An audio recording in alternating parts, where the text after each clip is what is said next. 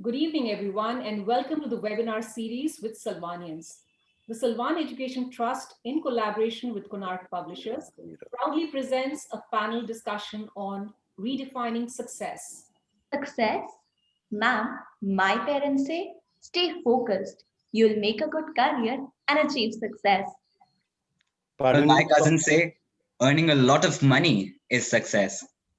My brother's definition of success is that I should score better than him in my board exams. And if spiritual gurus are to be believed, contentment gets you happiness and success. But if you were to go by what my friends say, failure is the key to success. So let's fail together and success shall follow. Indeed, success is different things for different people. Ma'am, let's just ask the audience what they think of success. Sure. You will now see a poll on your screen and you have 10 seconds to choose your option. Your time starts now. What does success mean to you? Is it a secure job with a good pay package? Or does it mean a position of power and authority? Or a chance to serve the society and make a difference? Maybe for some of you, it is a stress-free life with peace of mind. And for some adventurous ones out there, it is doing the impossible. I am really keen to find out the results. Well, can we have the results, please? Wow, we have 33% of people who feel that serving the society and making a difference is success, while 31% have voted for a stress-free life with peace of mind, and 25% feel it's doing the impossible. So we do have quite a few adventurous, people here with us today. And then 7% feel a secure job with a good pay package. That's quite a contradiction, because that's what we are telling our young people all the time. Work hard, get a good career, get a good salary. That's what we keep telling them. But surprisingly, only 7%. We'll have to see the honesty level, ma'am. Yes. If people say that only 7% say secure job with a good pay package. Yeah, that's surprising. And only 5% say that a position of power and authority is success. So, well, that's what is our opinion poll over here. Ma'am, there are so many different perceptions of success. I'm really confused. What then actually is success? Well, in our discussion today, we will find out what is success according to our esteemed panelists. In fact, you may be wondering about the topic of our discussion today, redefining success. And why not simply success? Well, you're about to find out. We have with us a very interesting panel. The unique thing about our panelists today is that each one of them has taken up an unconventional path at some point in their lives. They have done things one would usually not associate with successful people. In fact, the stories of their career graph that we got to know in our interaction prior to the webinar were most enlightening, enriching, and engaging. I sincerely hope every one of our audience will share the same feelings by the end of this webinar. With that, I extend a very warm welcome to our panelists for the day, Mr. Shiv Malik, Mr. Naresh Priyadarshi, Ms. Shubhra Prakash, and Mr. Jasmeet Singh. I also welcome Mr. Sushil Dutt Salwan, Chairman, Salwan Education Trust. To tell you more about our panelists, I invite my team members, Tanishka Khokar, the head girl of the school, Yatharth Dahuja, an aspiring engineer, and the creative mind behind the catchy promo that many of you have been watching last 1 week. Manvi Taneja, our keen experimentalist, and Kanak Sharma, an enthusiastic class 9 student. So over to you, Kanak. It is indeed a pleasure to have in our midst Mr. Shiv Malik, the author of the book Mantras for Success, What It Takes to Reach the Top. Mr. Malik is a corporate leader and consultant. He was the chairman and managing director of PEC Limited and MMTC Limited. In fact, he took over the reins of crumbling MMTC in his hands when it lost about 80% of the annual business and turned its fate around. Sir has also served on many other boards, including those of NMDC, MTNL, NALCO, and National Center for Trade Information. He has authored inspiring books based on turnarounds in trade and commerce. We are pleased to have Mr. Naresh Priyadarshi, an alumnus of our school 1987 batch. Mr. Priyadarshi is the CEO of Indraprastha Institute of Information Technology, Delhi, Innovation and Incubation Center, a non-profit organization. Sir, an MBA from IIM Ahmedabad, has a rich corporate and industry experience of 28 years, spanning across strategy formulation and implementation, management advisory, business development, launching products, and startups. He has held prominent positions at SAIL, AFF Deloitte, Ernst& Young, American Express, Fiji, and SSCBS Innovation and Incubation Foundation, a company formed by Shahid Sukhdev College of Business Studies, University of Delhi.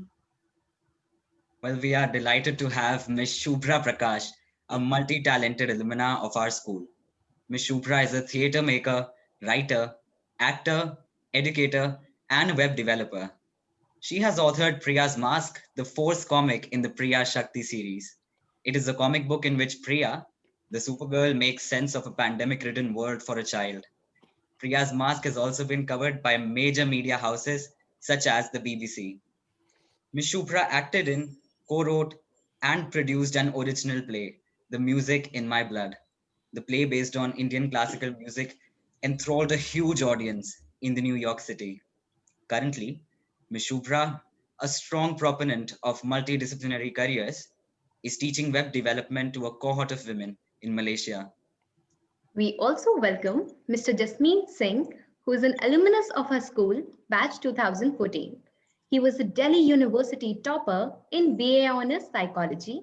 He received the prestigious Developing Solutions Master's Scholarship to pursue Masters in Occupational Psychology from the University of Nottingham, United Kingdom. Currently, he is pursuing PhD at Nottingham Trent University and the University of Nottingham. At such a young age, he has already presented 4 articles that are published in international peer-reviewed journals. He has presented research papers at numerous international conferences in New York, Singapore, London, and Cyprus. Well, Mantras for Success, What It Takes to Reach the Top, authored by Mr. Shiv Malik, is a comprehensive guide for Generation Z.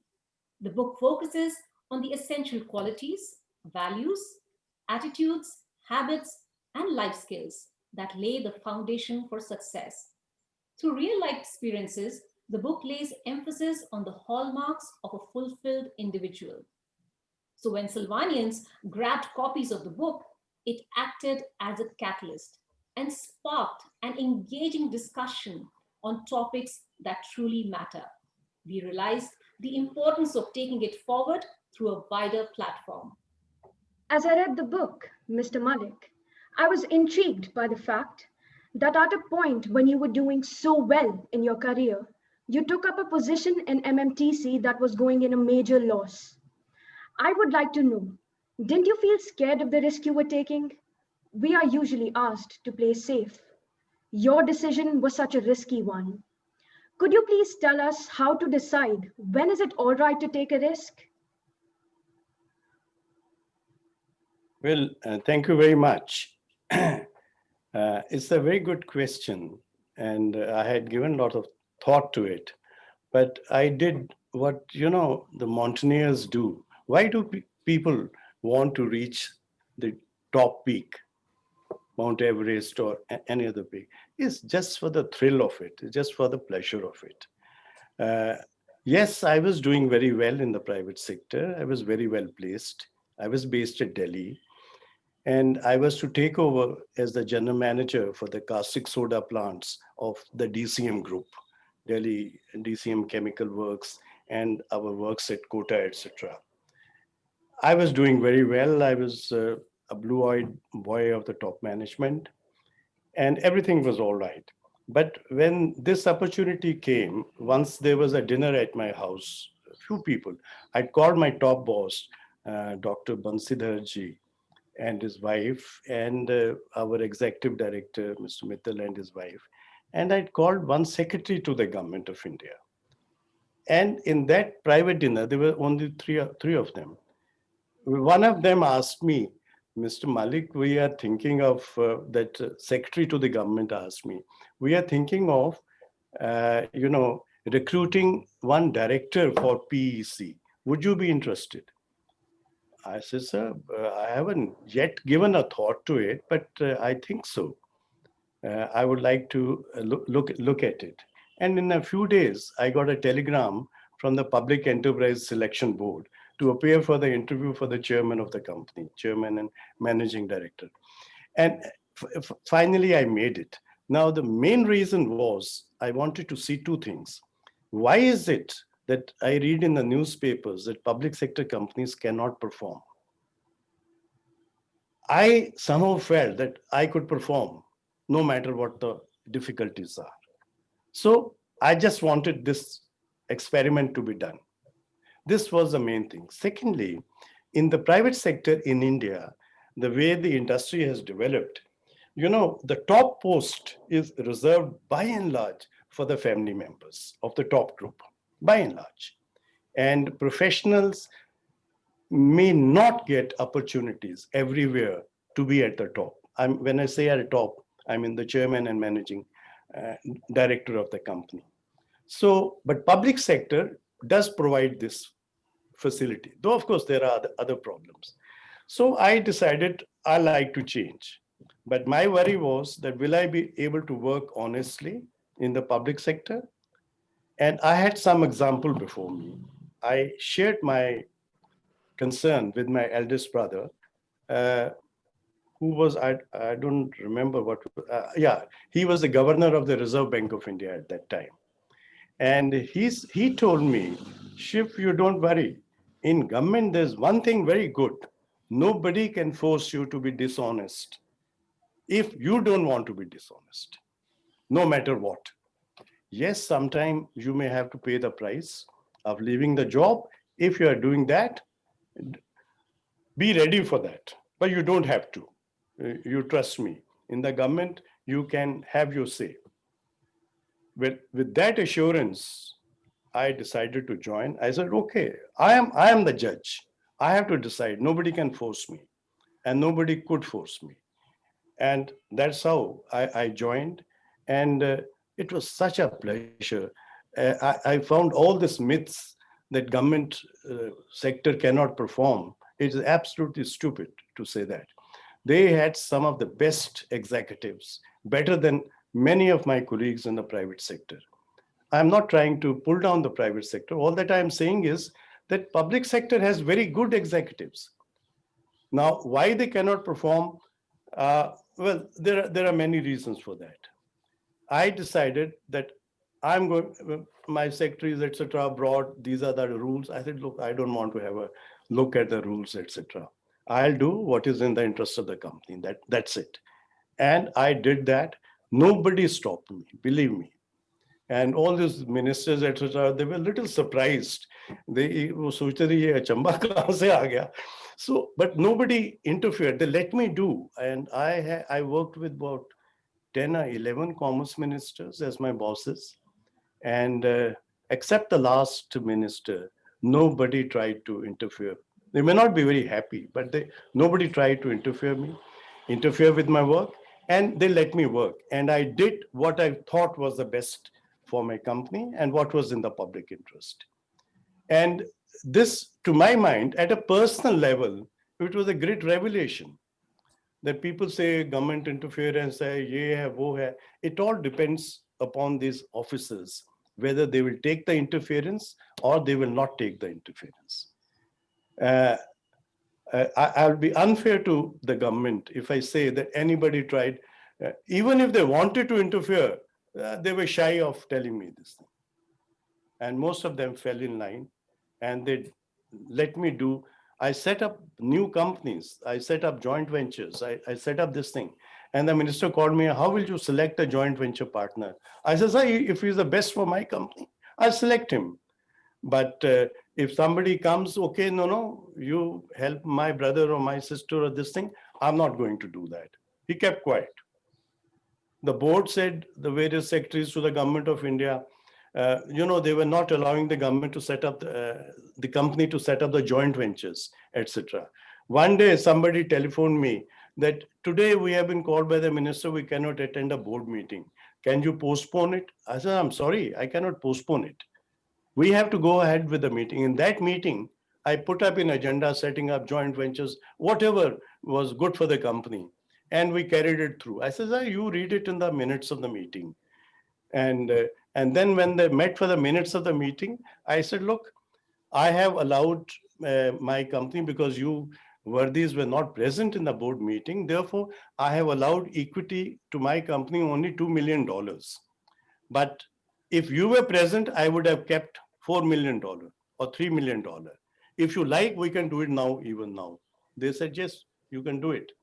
And we I did think, that. sir, that taking a strong, you have to be strong enough to take a stand, and truly, all our dreams can come true if Yeah. we have the courage to overcome our fears. I think that's what the lesson that our students would learn from this.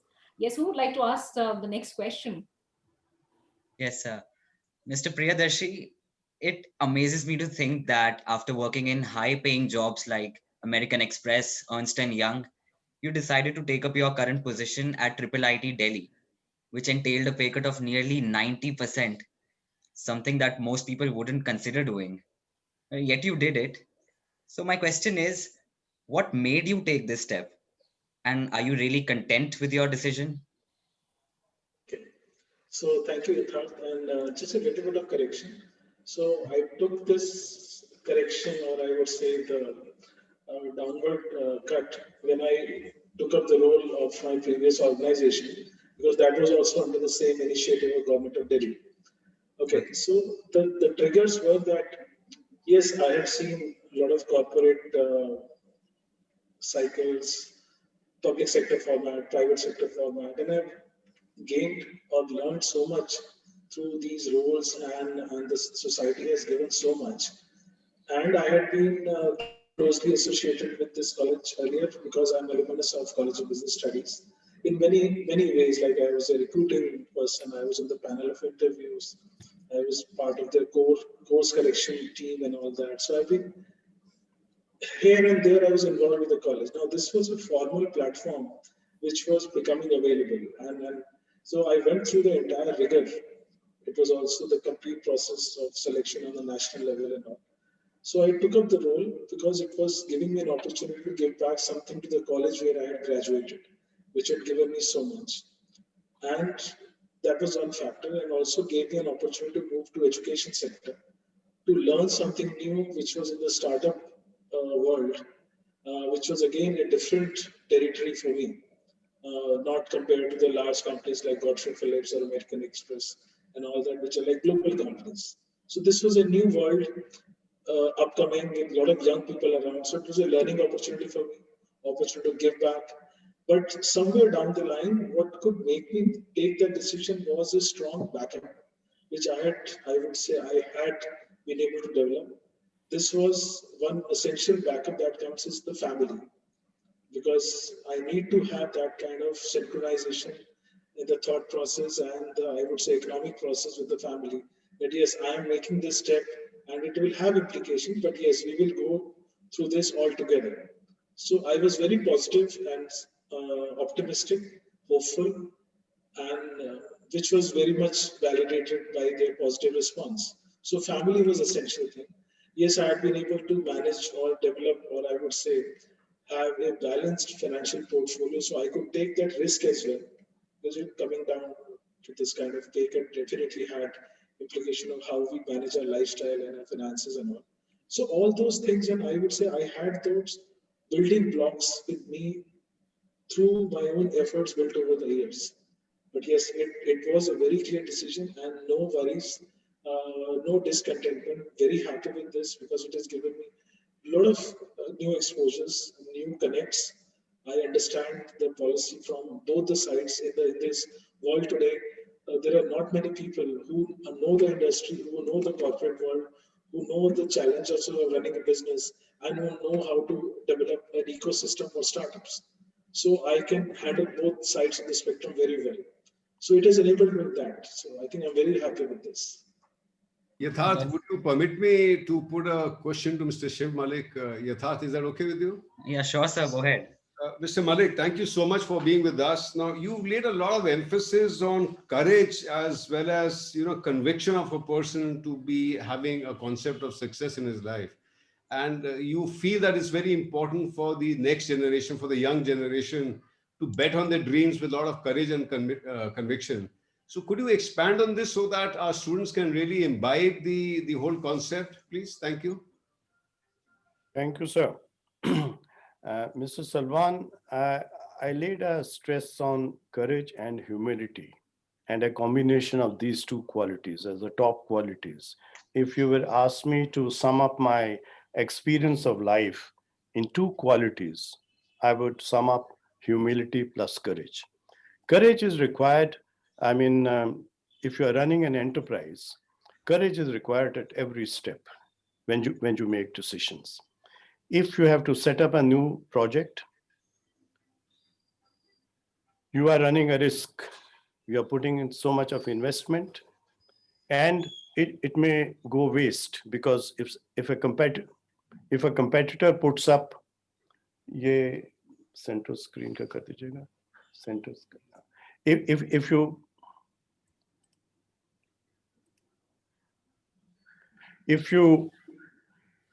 If you set up a new project and make the company,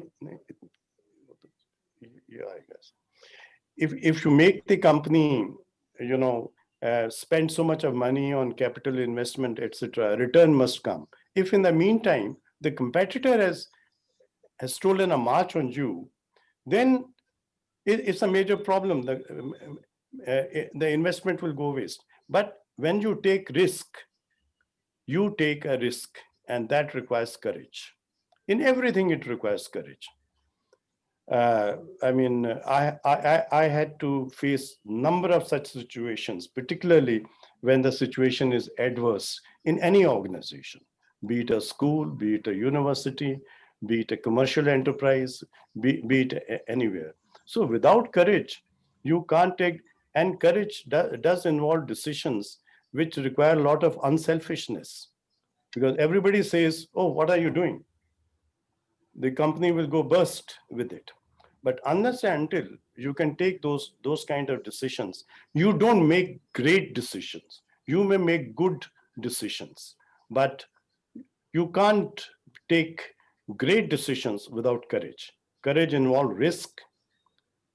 Ability requires reduction of risk.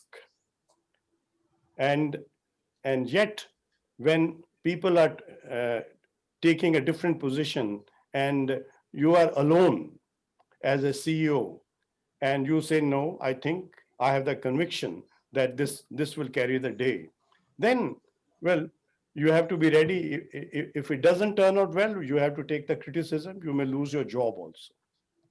So everywhere, courage is required, particularly. Quite true, Mr. Malik. And there's another third dimension besides courage, humility. You have added another very beautiful third dimension, and that is character. So I feel that somewhere we need to re-emphasize on character for the generation, so that this nation comes up as a strong nation, and minus character possibly will be spineless in that case. So Absolutely. I agree with you.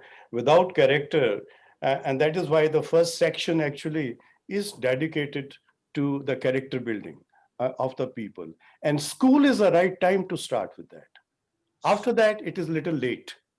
So could you, Mr. Malik, in a very short sentence, could you give a message on character to our students so that our nation becomes stronger because of this vision of yours? It's very unfortunate that people think that unless and until you make money, you are not a successful man. It is not so. It is how, as Mrs. Grover defined, it is how you define success. What is success? Success to one is one thing, to another person, it is something else. But once you are clear what is going to give you happiness, what is going to give you contentment, what is going to carry your country to the top of the leadership, then okay, this is a success. Let me define it. And then I go ahead with that. And then I don't worry about the criticism, etc. How I have fared in my life or not. I don't judge myself by the money I have made. I judge myself how at the end of the day, it is your own self. You have to satisfy your own conscience that you have done well by the standards you set for yourself. And if you set, because character to everybody is different. I mean, what is character?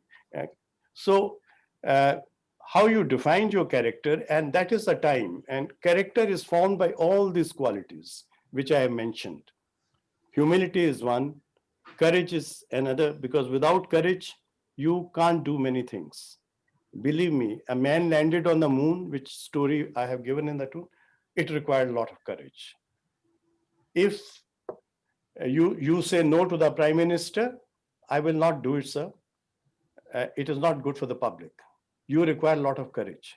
If you tell your boss, right, sir, you are demanding this thing, but I'm sorry, this is against. You are wanting this party to be accommodated in the tender. We cannot do it because it is not fair to the others who are competing. It requires courage.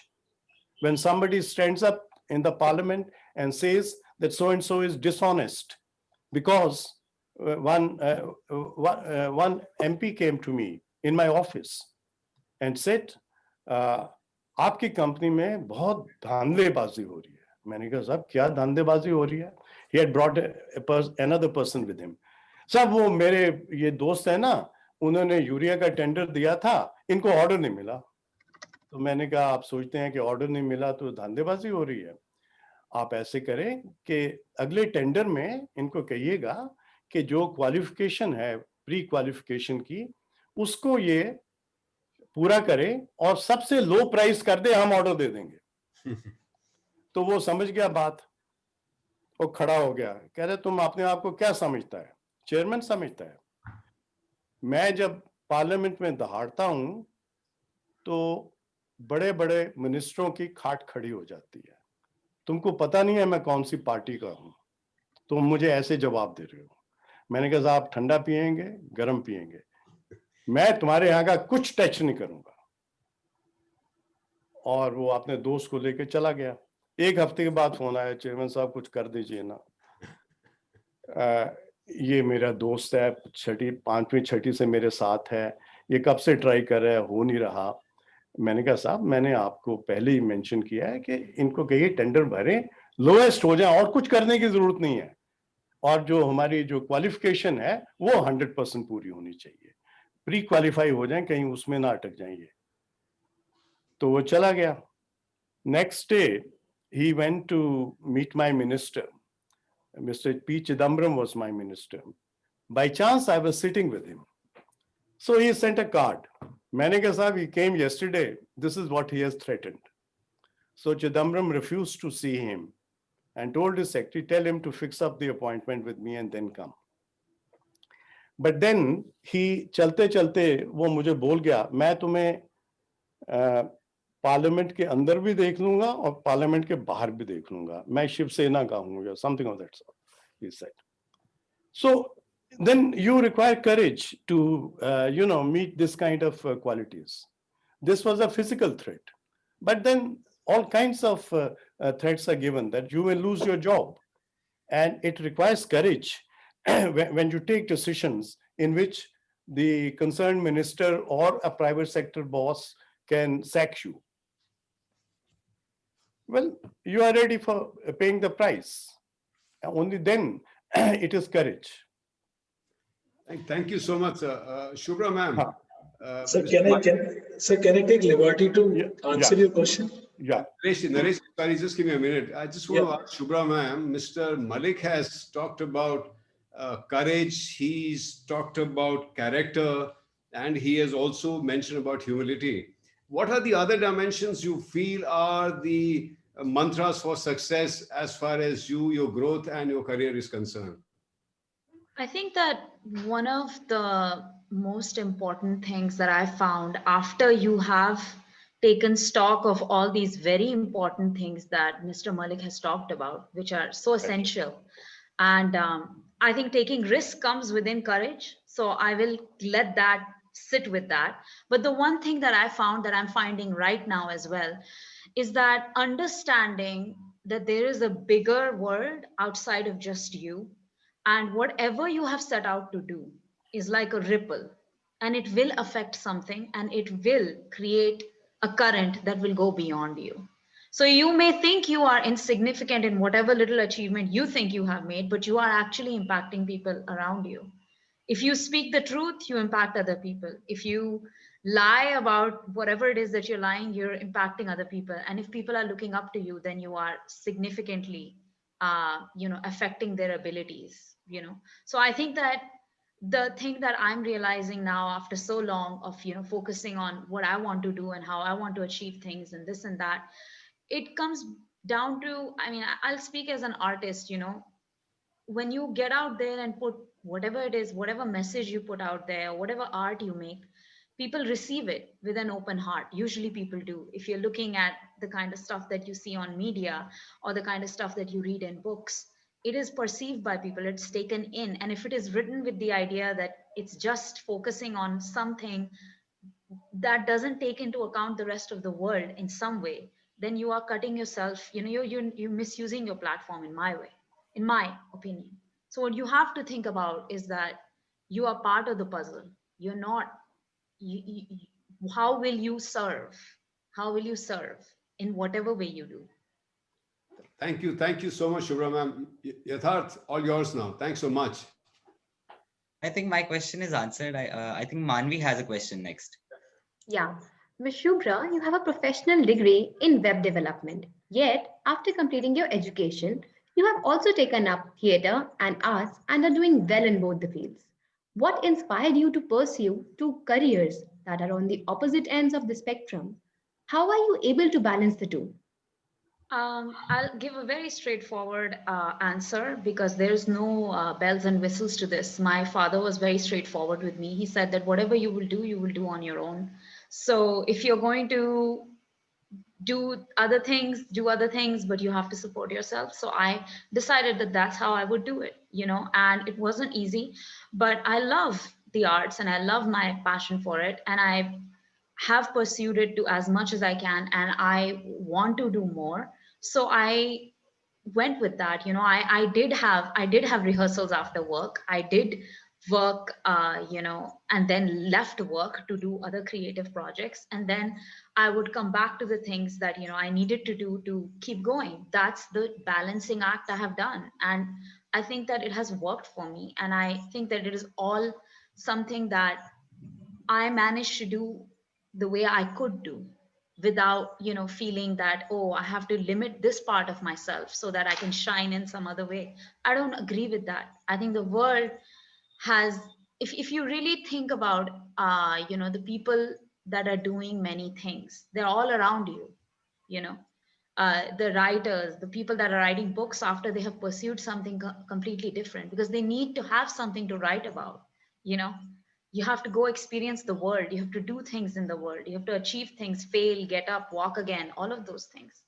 So I feel, coming back to like the whole divide in the mind between what is art and what is technology, at this point in time I feel like in certain ways they are fusing together. Even in technology, it has become such a significant part of our lives that people within the technology area reach out to other disciplines so that they can learn about them and then create work, create things that help people in all areas. So if you're going to create something that changes the educational field, you obviously need teachers to talk to. Otherwise, you're going to have only a one-sided view of a technologist. If you want to go revolutionize something in the medical field or something in the artistic field on how people are teaching music or how people are seeing entertainment, Netflix was not created by artists. Netflix was created by technologists who then served the artists, and now they have a collaboration. Now Netflix is releasing films. It's essentially ending an era of seeing movies on in theaters, and it's not completely gone, and we wouldn't want it to be gone, but this is the reality. Things are merging now. So why should you limit yourself? You should keep an open mind. You should think about that you have a give and take with, certain other fields, no matter what you do, you know. And I will say this, the only difference is the other side of the coin is that when you decide you're going to specialize in something, then you go ahead and seek the higher education, but this never ends. Your place in society, which has all different disciplines around you, will never, if you recognize it, you will benefit from it. If you recognize your ability to do many things and polish that, you will benefit from it. Very rightly said, ma'am. When we have passion for something, we can definitely find a way to make it happen. Mr. Jasmeet, many a times parents and students have a difference of opinion due to obvious generation gap in deciding the best career for the child. Did you face such a situation when you decided to pursue psychology as a career? Could you suggest ways we could work out these differences smoothly with our parents? Hello, everyone. A big hello to all the viewers. Firstly, I just want to start by saying that I'm really honored to be amongst this August panel. I'm really grateful to Mrs. Grover for inviting me to this webinar. And also, I would like to thank Manvi for her kind words during my introduction. I would say that speaking from personal experience, there was a little bit of I would not use the word argument, but I would say that there was a discussion, a healthy discussion between my parents and myself with regards to how I should shape my career and which field I should go for. To echo Shubhra's words, I would say that in today's day and age, everything is connected with each other. So technology is merging with social science, with biotechnology, and with other fields also. And also to regurgitate what Mr. Malik said in his remarks, that courage is very important. So when I decided to pursue psychology, it was determined by my sheer passion for the discipline. I had studied the subject in 11th and 12th standard. I realized that I had aptitude for it and also a sheer sense of passion in terms of excelling in the discipline. So when I explained these things to my parents, they were certainly very reciprocative to my suggestions and to my plan. And they respected it. I'm really grateful to my parents for understanding my point of view because I had to conduct my research myself. There's somebody who was from psychology in my family. So I had to conduct my research myself with regards to how I can develop my career in this field. And there are some immensely successful psychologists who have done well, not only in the world of academia, but also generally. To name a few, you can talk about Daniel Goleman, who popularized the concept of emotional intelligence. And he was the one who pioneered the concept of emotional intelligence being more important than general intelligence, EQ being more important than IQ in determining success. So when I was at your level, I was thinking about how I can be like people like them. And I studied their lives, I studied their career trajectories, and I'm trying to emulate them in my own way. So I hope that answers your question. Yes, sir. You know, you have proved beyond doubt that if we focus on problems, we will have more problems. If we focus on possibilities, we will have more opportunities. Yes, that's right.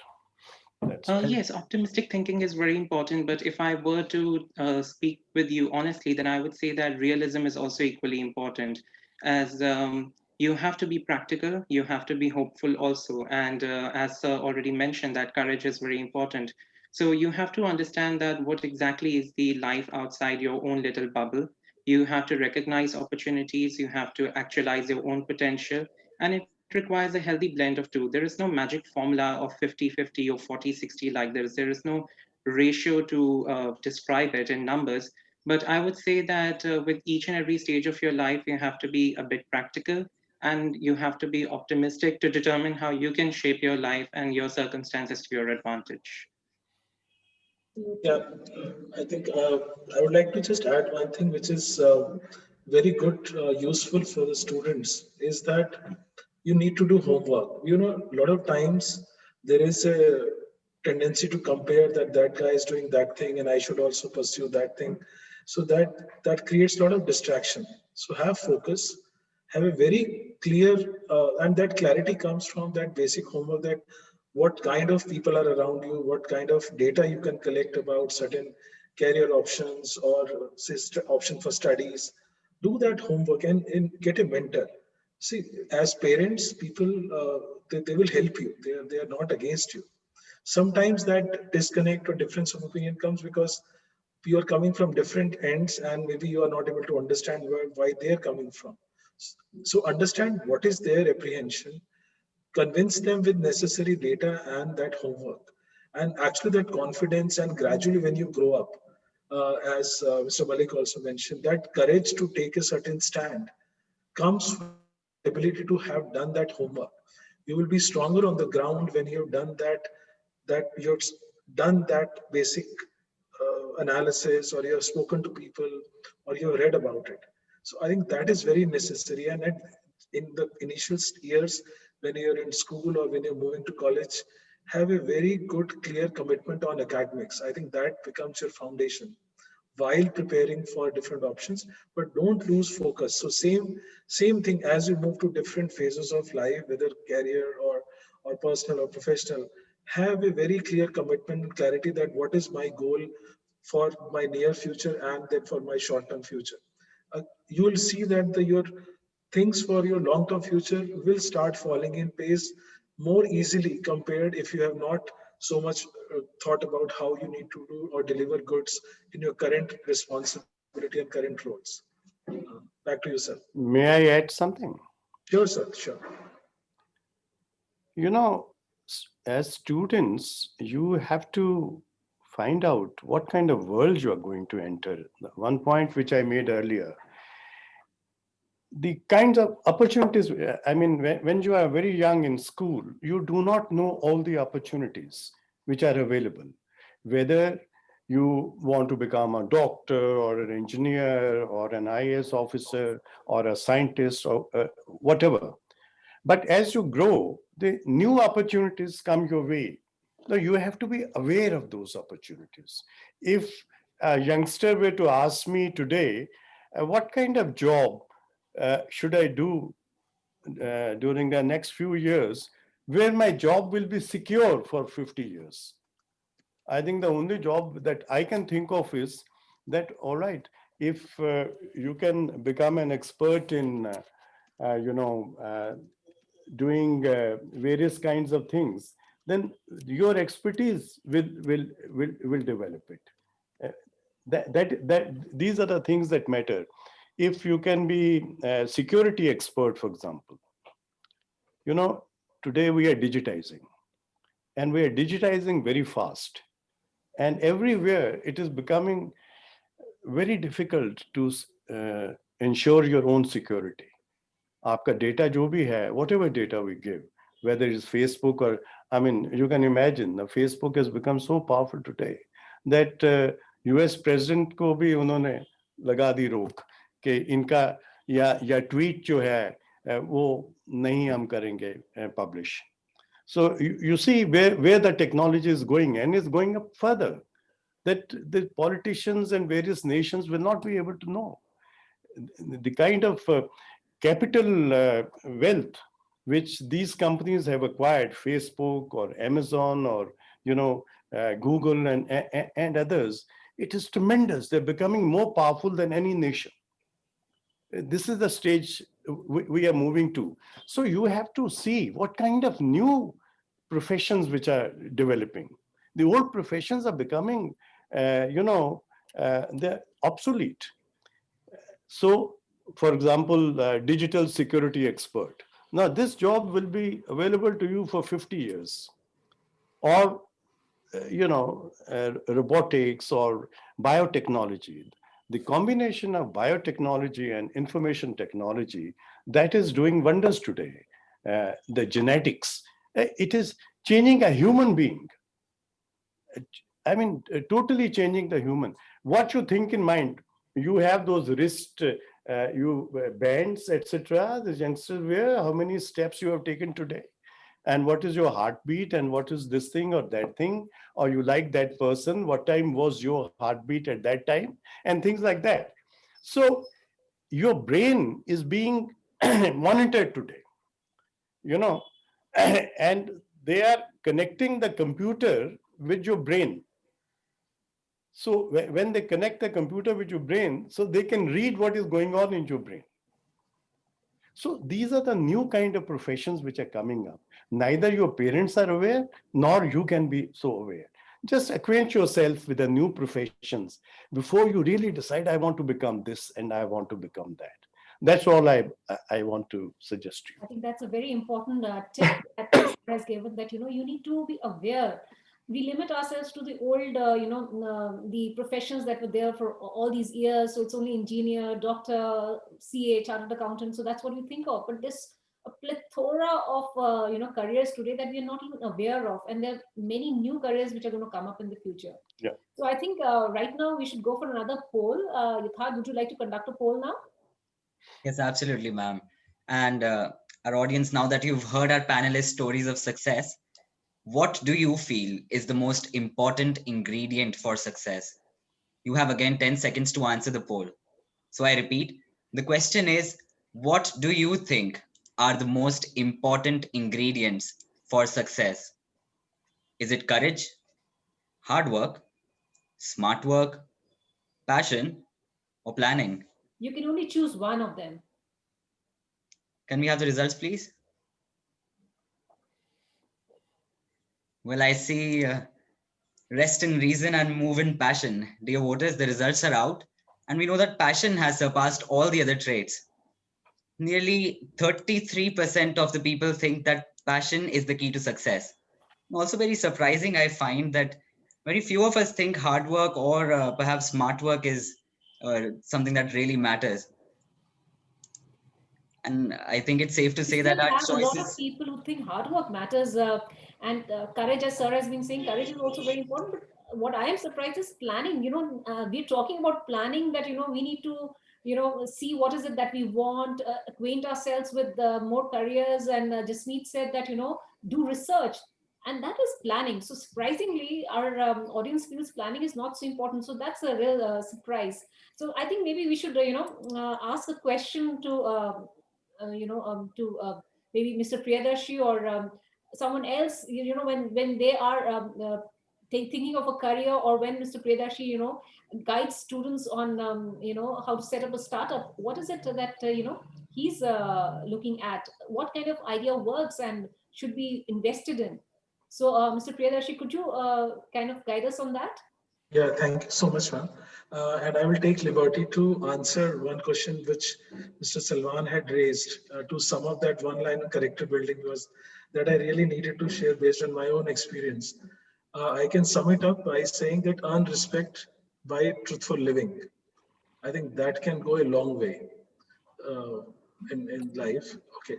Now coming back to the question that you asked, what we look in startups, as they are at the idea stage, we look at the people, and through people, we look what kind of commitment and passion they have.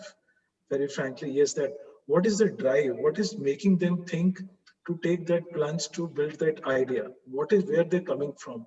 And then the second step being that how well they have understood the problem, why this kind of solution they are looking at. So somewhere the human element, the readiness to take that risk, and a very clear clarity in mind. I'm not saying planning, but very clear in mind कि हमें कुछ करना है और इसको लेके कुछ ना कुछ जरूर बनाना है.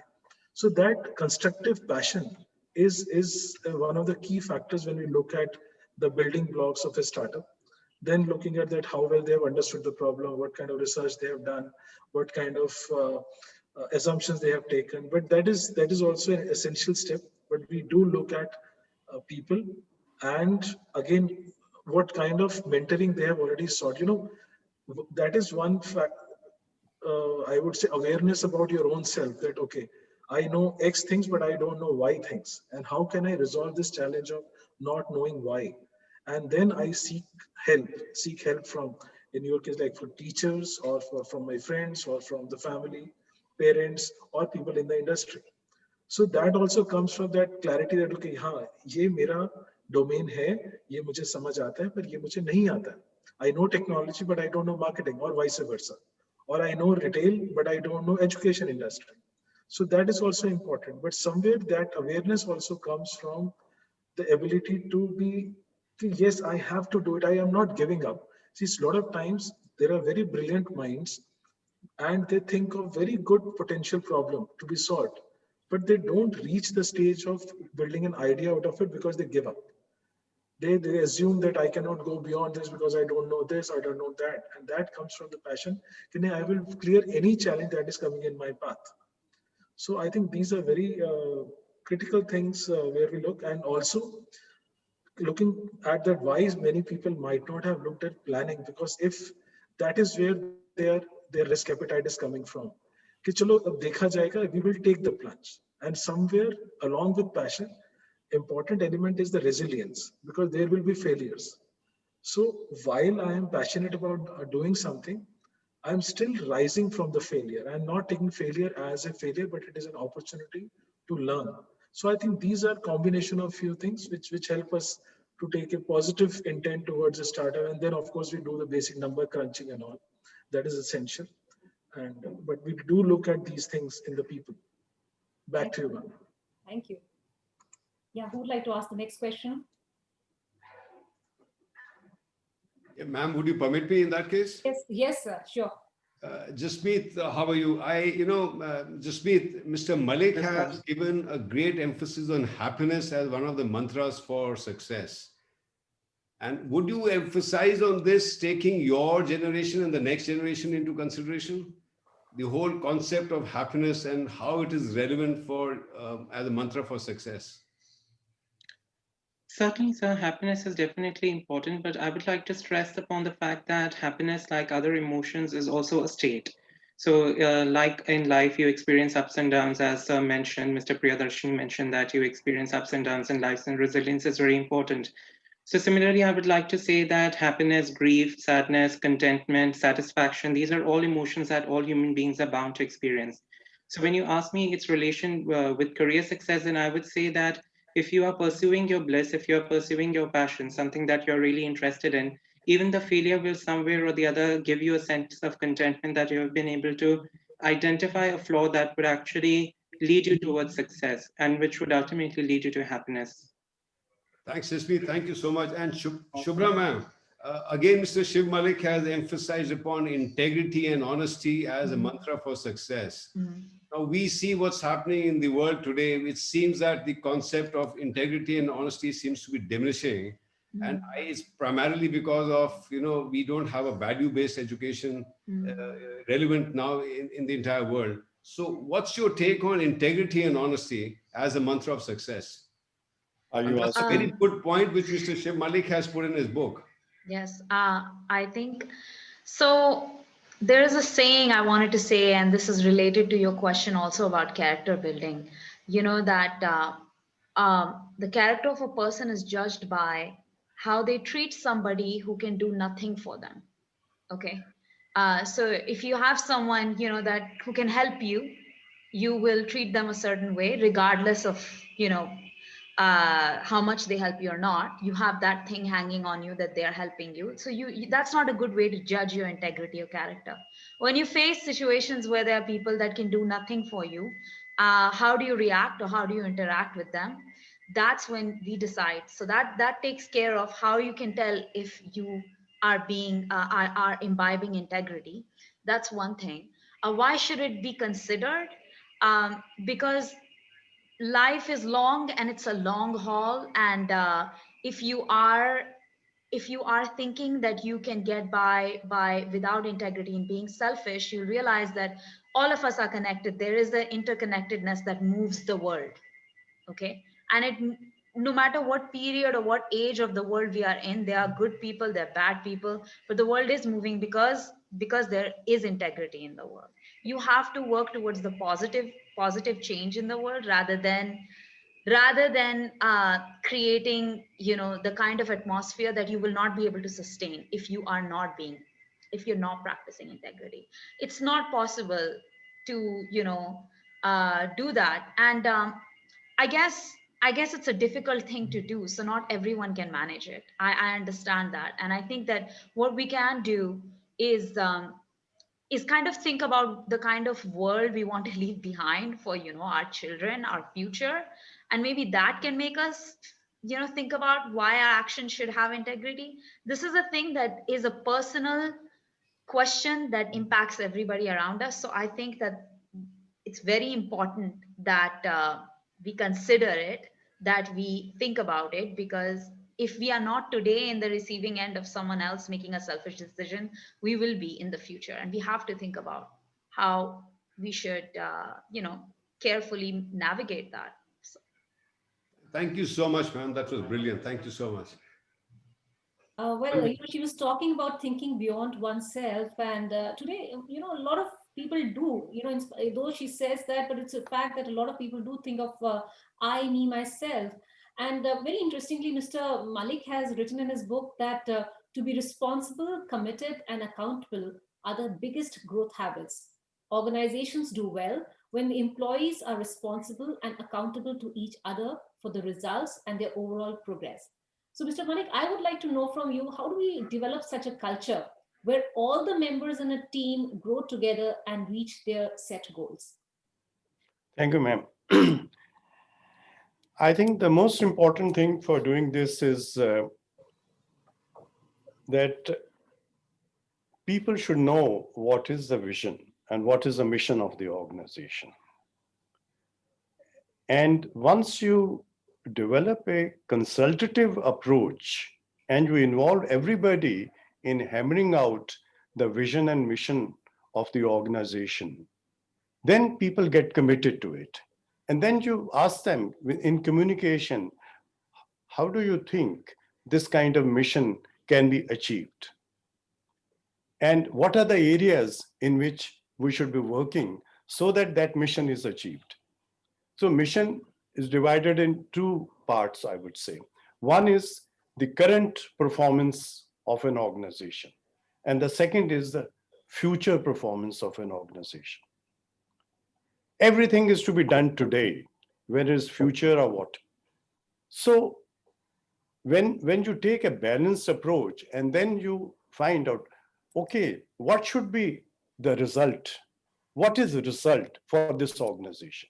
What do you think is the result for this organization? In fact, I adopted a strategy of very, very strong communication. And I held number of communication sessions with the employees. I had about 5,000 employees. And right up to drivers and the PMs, I asked them, what do you think? Now we have lost 80% of the business. What do you think? उन्होंने कहा साहब जब आप जो सोचते हैं वो करें. मैं कहा नहीं, आपका क्या ख्याल है? आप अगर एक मुझे छोड़ने जाते हैं उद्योग भवन में, मेरी कोई अपॉइंटमेंट है और आप 5 मिनट लेट हैं और मैं वहां 5 मिनट लेट पहुंचता हूं, तो I give a poor image of the company. तो आपकी अगर आप केयरफुल हैं कि आप टाइम पे पहुंचते हैं, तो you are also doing a very important job in that process. And they understood it. And everybody came out with the suggestions, and that helped to forge the basic questions. What is our business? What was our business and what should be? These are the three questions which Peter Drucker, the father of modern management, set forth which I read as a student, as a matter of fact. And I found them extremely reliable thing. Without that, no organization can prosper. These are the fundamental questions which every organization need to answer at various stages. Then we asked, what is the result areas? And then people came out with their ideas. What should be the result areas? And then what should be the plan and how is the method? And every week, every fortnight, I used to hold a meeting where I involved all the, even the communication side, which was not concerned with the main export and import of the company, but everybody was involved. And people were asked, all right, these are the targets you have accepted. Now, what have you done? These were the target for the week. What have you done? And he would say, "Oh, साहब चौहान साहब ने मेरी फलानी चीज की नहीं की तो वो आदमी ट्रांसफर नहीं हुआ मेरे डिवीजन में." भाई उससे पूछा क्यों नहीं ट्रांसफर हुआ, उसका जवाब इसको फलानी डेट तक हो सकता है क्या? हाँ जी हो जाएगा. So these problems are solved. Or if it was a difficult question, another division was asked, yeah, you did very well. How did you do it? Can you tell all of us? So they told. And then another division picked up that success story. And these started multiplying. And once people went about And they knew it was their plan. It was not my plan. It was their plan. And everybody was fighting for the survival of his job at that time. Because if you lose 80% of the business and there is no cash in the organization, uh, then Mr. Salwan will tell you it's not, if you're not creating cash in the company, it's like your blood not being there in your body, in any organization. If the students don't pay you fees, he cannot make certain other expenditures. So when this, now one problem that I face, I'm just giving you this example, not because I want to tell you this problem, but every organization faces. The real business left was what I called business. I mean, the quality of business was about 1,000 crores out of 8,000 crores. And the outstanding which customers owed to us was 1,700 plus crores. So I asked them, how do you expect this organization to survive if your income is going to be only from 1,000 crores and you have not collected 1,700 plus crores from your customers? Where will this money come from? Who's responsible for this? And I myself went to collect the money from the major customers. एक ने तो यहाँ तक कहा, he was the chairman of BCCI, that great cricket body. He said, Malik साहब, आपके पैसे से मैं अपने एम्प्लॉइज को पैसे देता हूं, उनको सैलरी देता हूं, मैं आपका पैसा कैसे वापस कर सकता हूं? You know, these are the kind of things you do. But the very fact that the chairman personally is going to meet, I said, you are the first person I'm coming to meet after I joined the company. He said, I am not surprised. I owe you 250 crores. There was another, Secretary Fertilizer. In the government of India. He was the chairman of Paradeep Phosphates. And they owed to my company 250 crores. So I met Secretary Fertilizer. I said, sir, and he was my biggest customer because I used to import fertilizer on behalf of the government of India, and the fertilizer department was the concern. I said, all the subsidies which come to the, which is given to the manufacturers of fertilizer is routed through the Department of Fertilizers. Don't give next time the subsidy to all the manufacturers. Pass it on to me. Otherwise, I'll prosecute you. I'll take you to the court and I'll prosecute you. He said, Mr. Malik, you are getting the fertilizer business from my department. I said, yes, I do. But if I prosecute a private sector chairman, I cannot leave you. I cannot make the difference. So you don't have to go to the jail, because all that you receive the subsidy from the government of India and you distribute the subsidy to the manufacturers. Please tell them this thing and give the money to me. And he did. And I collected all the 850 crores these fertilizer companies owed my company. I went myself. And then there were a number of others, so you have to, do these kind of things. So what you are saying is, sir, that communication with the whole team, developing a connect with them and making them believe in the vision and the mission of the organization are what are important. Am I correct? Yeah, they become the monitors of their performance. Yeah, so it's a self-management that matters. So I think that is, I think, the key to holding a team together. I would like to add upon something, please. Yeah, just me. So I'd just like to add upon a point that was made by Mr. Malik and the anecdote that he shared that with his interaction with his driver, which also related to the butterfly effect that Shubhra talked about, that it is also very important for an organization to thrive, to have a sense of trust among its employees, trust within its employees, because you do have employees at various levels and you do treat them differently depending upon their designation and depending upon the role that they perform in an organization. So in today's day and age, we live in a world that's very uncertain, that's very ambiguous. Everything is changing very abruptly and very rapidly.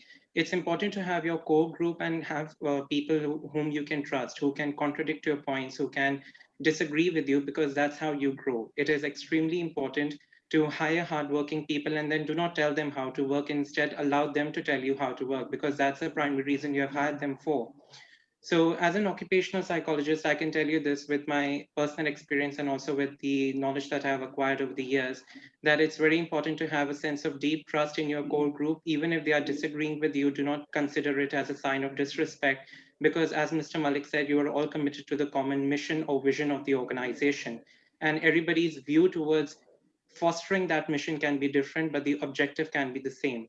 So have a sense of trust, even with the people who are disagreeing with you, who are presenting a different point of view. It's not coming from a sense of disdain, but rather a sense of promotion. Okay, yeah, because they also really care for the organization Yeah, and this is want a the very best for it. important point. Yeah, A very, thank very you. important point. Thank you, Jasmeet. There are two more questions that I really want to take up. One from Shubhra, because this was something that came up in our discussions. Shubhra, you are an IT professional, yet you advocate a gadget-free time to be successful in life. Why? Could you elaborate on that? I think that the kind of Mr. Malik also talked about how fast the technology around us is growing, and now with the onset of AR, VR, your world is gonna get more and more difficult to differentiate what is real and what is not. What I think is important is to understand as human beings, we have a cap on how much we can process and how much we can take in. And it is important for you to see that and understand that about yourself. It's a knowledge of yourself. You should get into the practice of knowing yourself on what your capabilities are and how much screen time you can take and how much talking with everyone about everything can take from you, and think about the reality that you need to dissociate from all of that for some time during your day, or if you have during the week, if that's possible, because everyone has different schedules, and then let yourself absorb. If you all you do is take in information, there is no time to absorb. For example, if I'm writing, I know that I cannot go through a very intense like conversation or talking or even watching things before I sit down and let my thoughts flow. I will need to disconnect for a certain amount of time so that I can be productive in just letting my thoughts flow on a piece of paper, on the screen, wherever I'm writing. you know I think it should be a general practice if it isn't already for us. Our attention is what everyone is vying for. That is what everyone is making money out of. If you pay attention, for the lack of a better word, Facebook or And anybody remember else, 140 characters. yeah, they want, and they want you to reduce your thinking, like Jasmeet said, to 140 characters. Well, you are a complex being. You have many emotions. You have many ways to interpret the world. When will you do it? If all you do is receive and all you do is comment on things that probably don't, get you anywhere in your actual journey.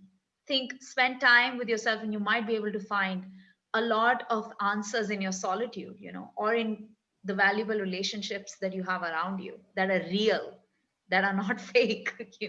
And we are telling you this because you're at a point, where you have time to do that. That time is very valuable. So your attention and your time and your real relationships are very valuable. So take care of them. See, and I believe in metrics. I actually have a schedule of, I actually have metrics to say that, okay, from this month to this month, this is how many times I actually exercised. I have metrics. I do that for myself because I think that numbers move us. Numbers actually motivate us. If you see that you did something 50 times in the 2 months, you will start believing in your ability to get better at something. So trust that. Record certain things, and there are there are apps and gadgets to tell you if you're spending too much time on those very devices. You have to know yourself. You have to know your mind. What does it take for you to concentrate? What does it take for you to do deep work rather than spend your time on deep fake, which is an actual thing right now?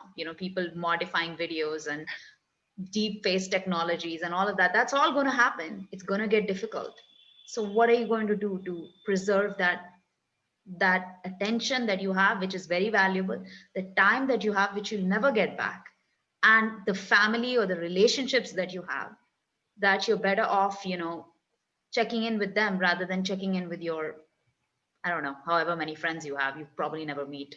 So that's kind That's of that's really a valuable piece of These are advice. very And I, valuable points. Very yeah, valuable. Very and well said. I think that's a very important note for, Very I would say, Yatharth, Manvi, Tanishka, and Kanak. You should share this actually with all your friends, because something what she said is so relevant. Your time which goes, we won't come back. So you need to really focus a lot and value and respect your time, because that's another chapter what Mr. Shiv Malik has mentioned in his book, discipline.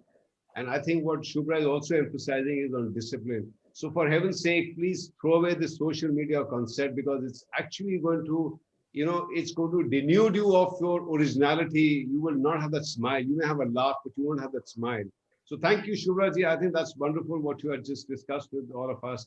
And obviously, Mr. Shiv Malik's book is absolutely an awesome mantra for all of us. Yes, Josna ma'am, all yours. yes, sir. So After listening to Ms. Shubhra, I remember this very wonderful quote by Albert Einstein, that I fear the day that technology will surpass our human interaction, and that day the world will have a generation of fools. So, Mr. Jasmeet, as much as we students would like to follow Ms. Shubhra's advice, many of us are becoming excessively addicted to gadgets. How can we prevent this addiction so as to remain focused on our goals in our journey to success? Well, it's firstly very interesting to hear an engineer asking people to not be very connected to technology. It's a bit ironic, I'm I would against say, social media. but also very. No, no, no. I was referring to Shubhra actually. You're an aspiring engineer. Yeah. But overall, I would like to say that it is something that we can't ignore. It's a necessary evil. I remember when I was in sixth standard, we were asked to write essays on television, a necessary evil, a drug or a disdain or something like that. So the boon or bane of technology and something like that. And today you are going to write essays on the advantages and disadvantages of social media.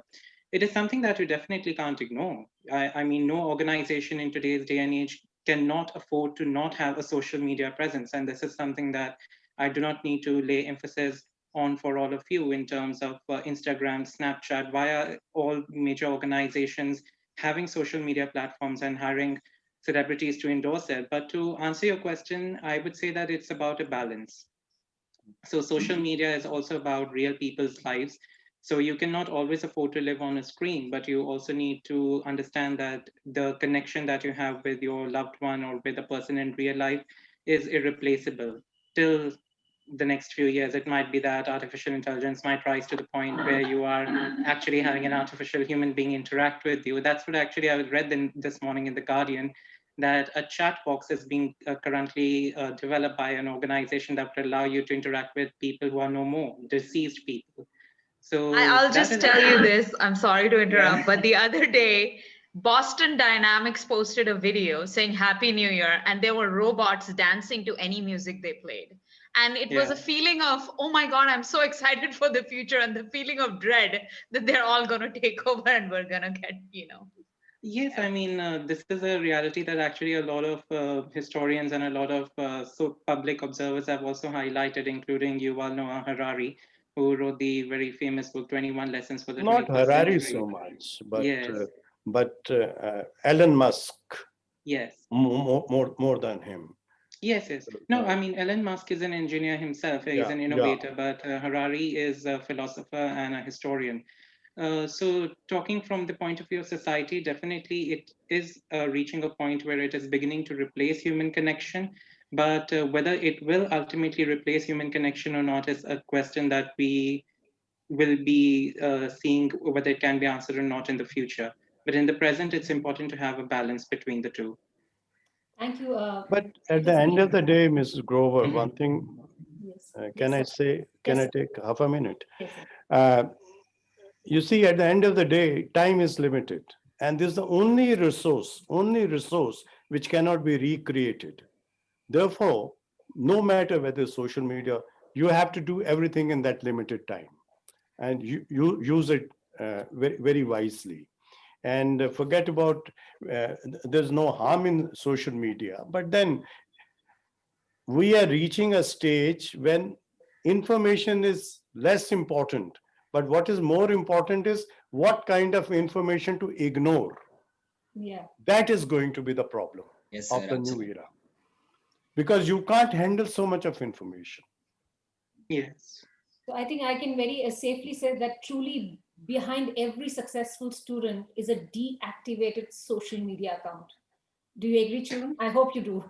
I think you I need am to that be quoted. Oh, yeah, I am social that But media. just get successful it student. patented. Okay. I don't watch TV. I don't spend time on social media. Well, I But mean, I would like to pinpoint actually, you mentioned that behind every successful student, there's a deactivated social account. Time magazine actually disagrees with you. They're rewarding Gitanjali Rao, a 16-year-old, as Oh, student of the year who uses social media to solve cyberbullying. I So think maybe the world is changing. I think it's a balancing act. I think that's Yes, what you mean, because exactly. Yeah, we my have to juggle. artist yeah, part has to say to the world, I'm doing something. I have to do that. But what I think happens is that as long as I have a plan for it, I'm okay. Otherwise, I will go down this rabbit hole and it'll be like 5 p.m. in the evening, and I'll be like, what happened today? You know? Even 3 a.m. sometimes. Exactly. So this Yeah. is the I think, actual thing. thank you so much, Shubhra and Jasmeet. Just one last, question to Mr. Shiv Malik. So, in just 1 minute, if you could just give us tips as to, how as a school we can, prepare our students to be future ready and, successful in life. thank you, ma'am. I think it is very important for students to develop some of the qualities right now in the school itself. For example, you could, for this school, for example, Salvan School, could pick up out of the national problems, maybe one or two problems or three problems, divide it in various groups, and let those groups debate those problems. And then some students can go and meet the experts and research on it. As far as experts are one thing, the various magazines are another thing, the internet research is another thing. And then it should be a combination of senior students, middle students, and the junior students. And by the senior students, delegate something to the middle students, or the middle students even give something to the very junior students who don't understand fully. Involve all of them. Let them prepare like they should meet. We are going to spend a lot of time in the meetings when you get into the job. So form some kind of a committees, whatever you think is the right, maybe a disciplinary committee, students are heading that committee, or whatever else. Or you are thinking of some problem, let us say unemployment in the country, or it is embrace of some new technology, whatever you choose. This is a matter of debate. And then all these students do the research, and for the when they meet, they organize themselves in a meeting, they prepare an agenda, that what are the things they're going to discuss in the meeting. It is typed down, given to everybody, that this is how agendas are made. And then they make, at the end of the meeting, minutes of the meeting. And then in the next meeting, they review what is the progress made on the previous minutes of the meeting. So this way, you will prepare your students to taking on important responsibility. And once a student meets one good expert, for example, he's talking of agriculture production or genetically modified foods. So his mind is electrified by meeting a man like Kalam, or somebody else. And he starts thinking of number of innovations. And this is how your organization can be a model school as an example before other schools. And then it can be divided, this kind of activity, amongst many schools. Somebody works on unemployment, somebody works on energy, somebody works on latest technology like robotics, or artificial intelligence, or somebody works on other major problems which are becoming the handicaps in the way of our societal development. Thank you, sir. And I think that's a really very good idea. And in fact, presently in all Salwan schools, we are focusing on issues connected to environment. Each one of the schools has picked up one topic, and the students are researching about it. And trying to understand the problem and then come up with possible suggestions to solve that problem. So I think yes, Very good. we can kind of take up many other topics and not just related to Yeah, environment, and that would really, and that will give them a sense of responsibility and give a feel of what they are going to be doing in the future actually. So exactly. I think that's a very good idea, sir. Thank you so much. And Secondly, yes, sir. prepare them with the right attitudes. Okay. Yeah. When they come to work with us, somehow they don't know what the boss expects, how to behave, how important are the manners. To deal with colleagues, to deal with the, it's not that supposing you have to become a leader, or you have to be seen to be doing everything. No, not exactly that. So let the students develop those right attitudes. Some people suffer from persecution mania. Okay, now the boss has told, the boss is very, very cruel and whatnot. Somebody feels self-pity. Oh, मैं तो इतना कुछ करता हूँ, but कोई appreciate ही नहीं करता. Things. So the right attitudes have to be inculcated. Once students have the right attitudes and they enter the jobs, I can assure you, people who have emotional control over them, they understand how to react. What happens in life is not that important. What happens is, what is your reaction to that, how you are going to tackle those issues. These are the issues which matter. Once you prepare your students for that, then they are ready to really embrace the world.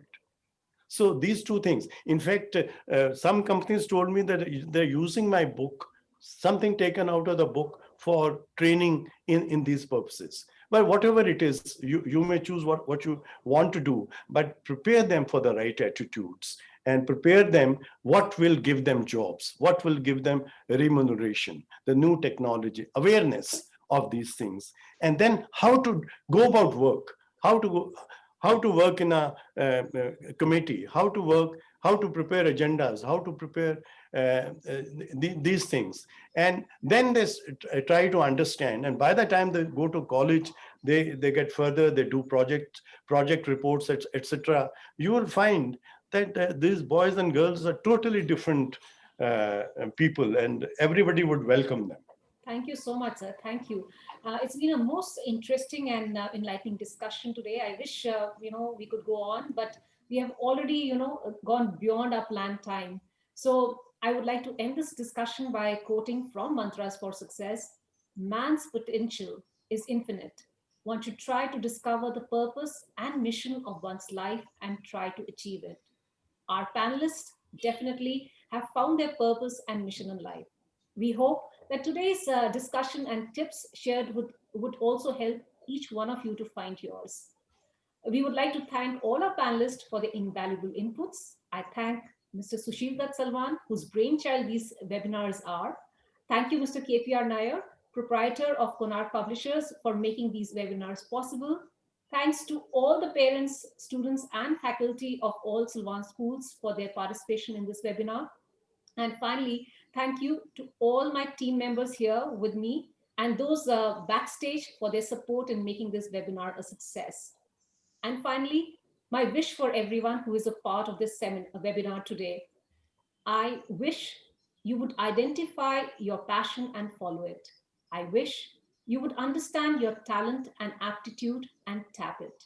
I wish you will find your purpose and lead a fulfilled life. In short, I wish you all success in life. Thank you so much. Thank you, everyone. Thank you. Thanks. Thank you, ma'am. Thank you, everyone. Thank you very much Thank you. for Thank you so inviting us. much. And it's such a pleasure. Thank you. Thank you, sir. Thank you.